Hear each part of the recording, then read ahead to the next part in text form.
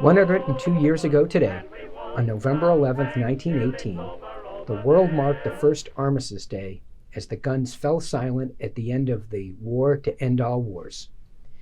As we all now know, that day did not end all wars, and just one generation later, the world faced an even more devastating conflict. But members of the U.S. Armed Forces, together with their counterparts in the Soviet Union and many other allied nations, worked together to turn the tide and restore a global peace. This year, in 2020, we all marked the 75th anniversary of the end of World War II.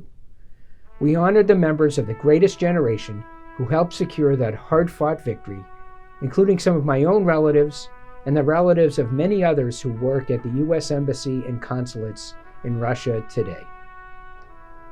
We also honored the brave service of Russian veterans and those of other Soviet and Allied nations, millions of whom lost their lives in the effort to defeat the Axis powers, just as over 1 million American service members were killed or wounded in that terrible war.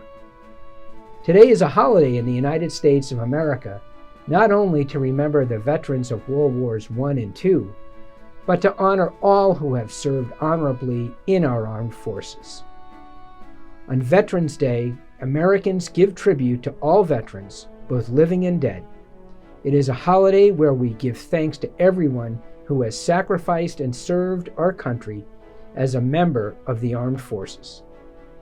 The director of the U.S. Office of War Information in World War II, Elmer Holmes Davis, once said, quote, "This nation will remain the land of the free only so long as it is the home of the brave," unquote.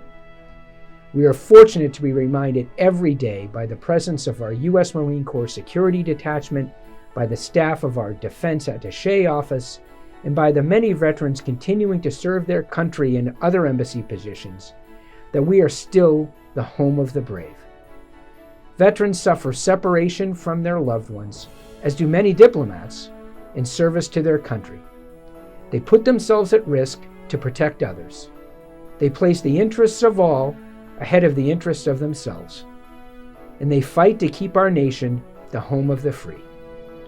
So today, I would like to wish a happy Veterans Day to all veterans and to their relatives, and thank them for their sacrifices for our country, for our collective security, and for the defense of our personal liberties.